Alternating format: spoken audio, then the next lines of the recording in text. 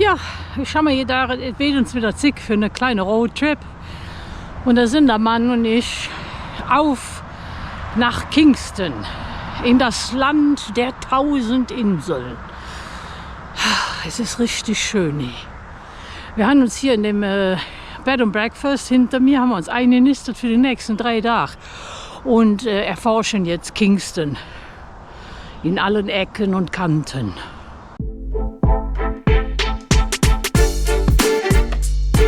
Kingston liegt da, wo das Wasser beschlossen hat, sich gleich mehrfach zu treffen.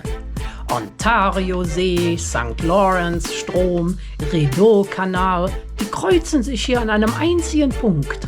Alte Festungen und Kalksteingebäude erinnern daran, dass die Stadt einmal deutlich wichtiger war, als sie es nach außen zeigt. Hück jedet ruhiger zu. Doch unter der Oberfläche spürt man noch, Kingston hätte genug Geschichten gesehen, um ein paar Bücher zu füllen. Und vielleicht auch ein paar, über die es lieber schweigt.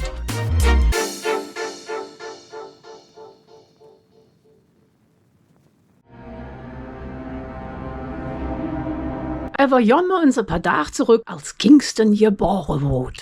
Eines schönen Tages kam der Franzose Jacques Cartier nach Kanada, schaute sich den St. Lawrence-Strom an und erklärte kurzerhand: Oh, sehr schön, das ist jetzt alles Frankreich. Also kamen die Franzosen, gründeten Siedlungen entlang des Flusses und pflegten zunächst ein recht funktionierendes Miteinander mit den indigenen Völkern, während der Pelzhandel kräftig brummte. Im 17. Jahrhundert kam der Gouverneur von diesem Neufrankreich die Idee, dass eine Pelzhandelsposten plus Militärfort an den Wasserwegen praktisch wäre. Schließlich lief alles über Flüsse und Seen damals. Und so entstand Kingston, strategisch perfekt am Zusammenfluss von St. Lawrence-Strom, Cataraqui-Fluss, Rideau-Kanal und dem Ontario-See.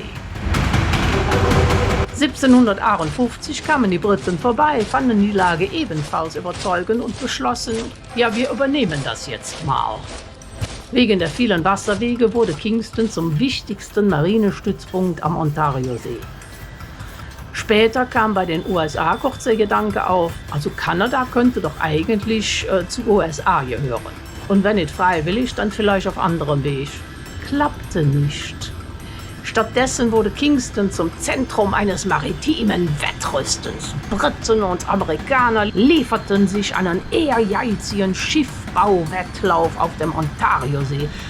Im Juni 1812 griffen die USA an und am 10. November kamen zu einem Angriff auf den Hafen von Kingston. Kurz, heftig und erfolglos. Es blieb der einzige direkte Angriff auf die Stadt, denn Kingston war inzwischen bestens gerüstet.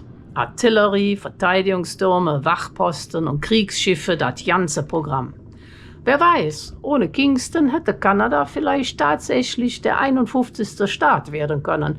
Aber selbst damals hat man schon zeigen können, dass Nein, danke genauso gemeint ist. Und heute noch ist Kingston militärisch bedeutend. Hier befinden sich das Royal Military College of Canada, eine der wichtigsten Offiziersausbildungseinrichtungen der kanadischen Streitkräfte, sowie eine große kanadische Armeebasis mit zahlreichen Einheiten und Ausbildungsstätten.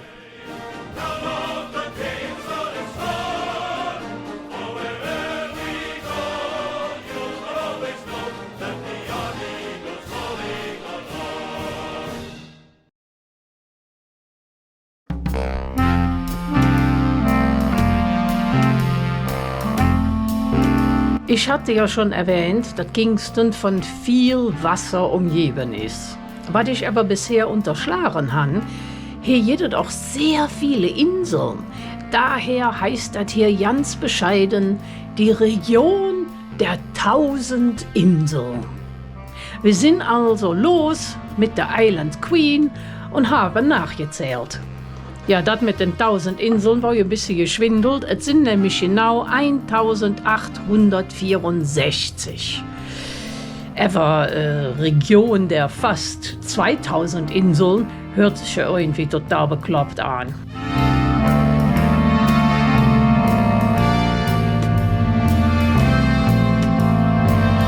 Diese weltberühmte Inselgruppe zieht sich über rund 80 Kilometer entlang des St. Lorenzstroms zwischen Kingston und Brockville.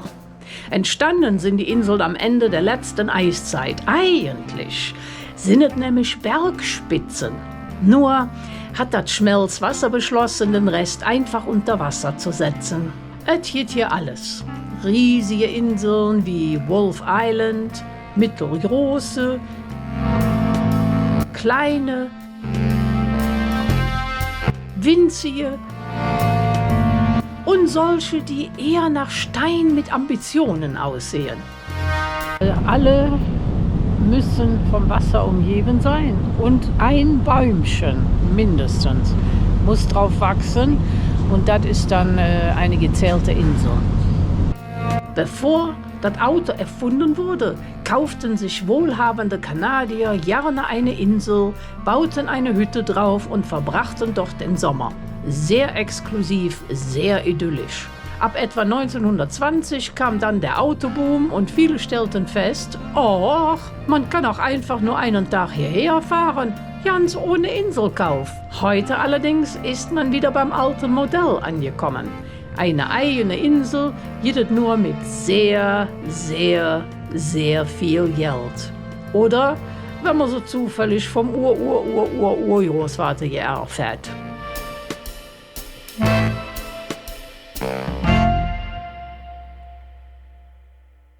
Das Great Lakes Museum stand natürlich auch auf meiner Liste. Schon allein wegen dieser Schönheit hier, die dort majestätisch vor sich hin träumt. Also hinter mir das letzte Dampfschiff der Welt, die SS Kevatin, und die wollen wir uns jetzt anschauen.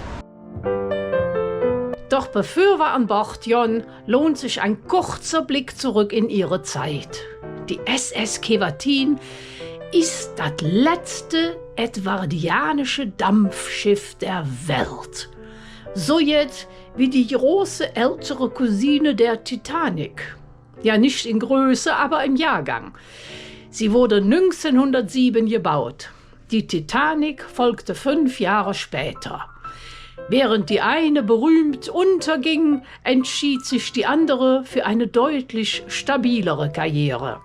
Erst Passagierschiff, dann Frachter und 1968 ganz entspannt Museumsschiff.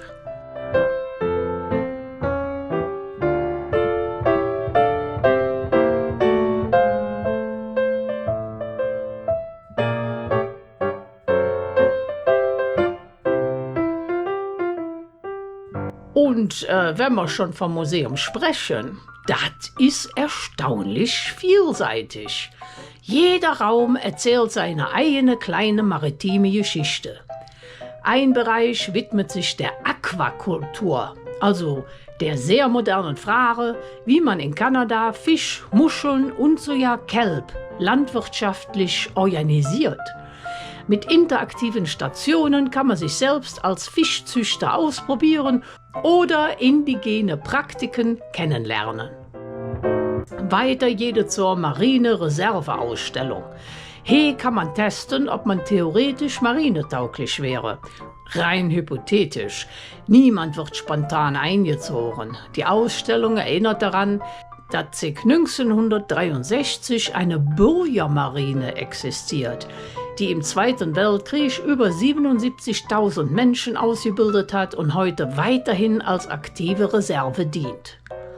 Das vielfältige Leben rund um die Marina wird in 25 Originalzeichnungen von Grant MacDonald gezeigt.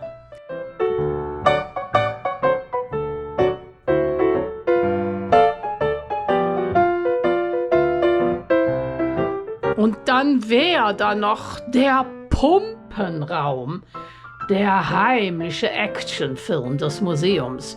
Hier wurden früher ganze Trockendocks leer gepumpt und schwere Tore bewegt. Heute geht sie jetzt sicher ganz einfach. Wahrscheinlich ist die einzige schwere Aufgabe das Lesen der Infotafeln und das Drücken eines Knöpfchens.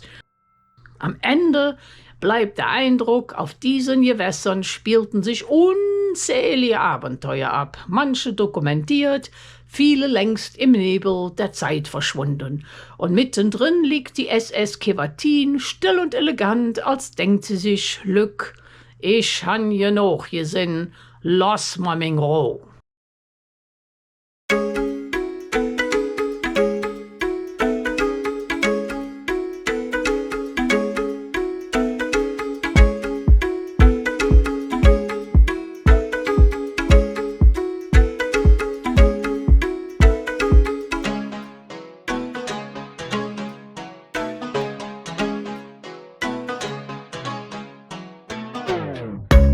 Zig 11 Jahre jedet die Galerie in der Martello Alley. Hier wird Originalkunst von über 40 lokalen kanadischen Künstler und Künstlerinnen verkauft. Gemälde, Drucke und handgemachte Geschenke, also definitiv keine 0815-Laden. Hier jede Kreativität und Stücke mit Seele.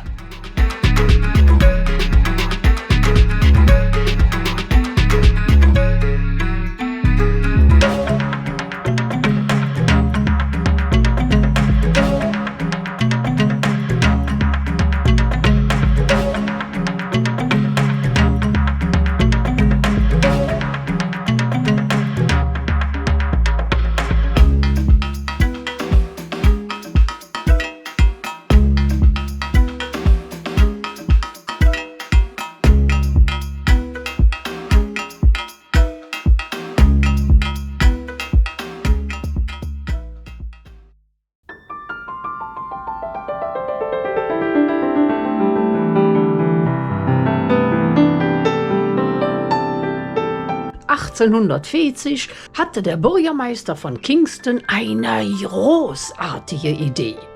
Die Stadt sollte ein neues Rathaus bekommen. Schließlich war Kingston als Hauptstadt Kanadas vorgesehen und da brauchte es natürlich ein repräsentatives Regierungsgebäude. 1841 wurde Kingston tatsächlich zur Hauptstadt erklärt und im Juni 1843 legte man den Grundstein für das neue Rathaus. Die rund 20.000 Pfund Baukosten, ja kein Problem. Die Staatskasse bezahlte, man war ja schließlich Hauptstadt, ne? Doch dann kam alles anders. Noch bevor das Rathaus fertig war, kam die Regierung zu dem Schluss, dass Kingston im Falle eines Angriffs zu nah an der amerikanischen Grenze lag. Also verlor die Stadt ihren Status als Regierungssitz und stattdessen wurde Montreal zur neuen Hauptstadt. Ja, dumm gelaufen, ne?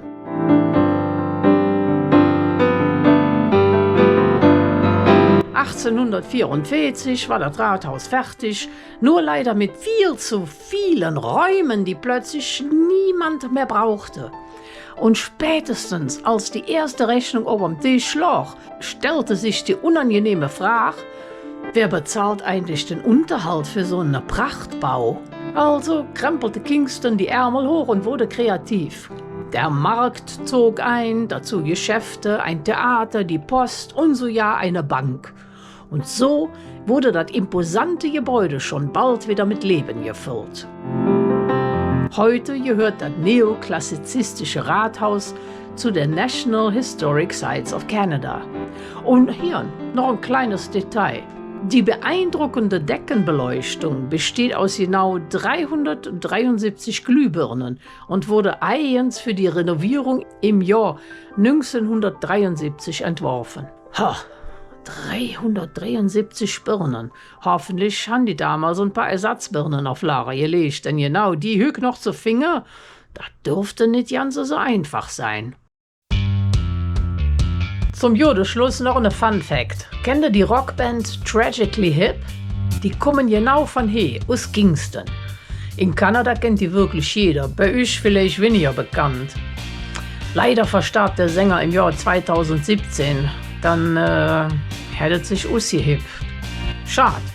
Mir haben die Lieder gefallen. Hört uns rein, ich habe unge im Double die Wurpene Linke reingestellt.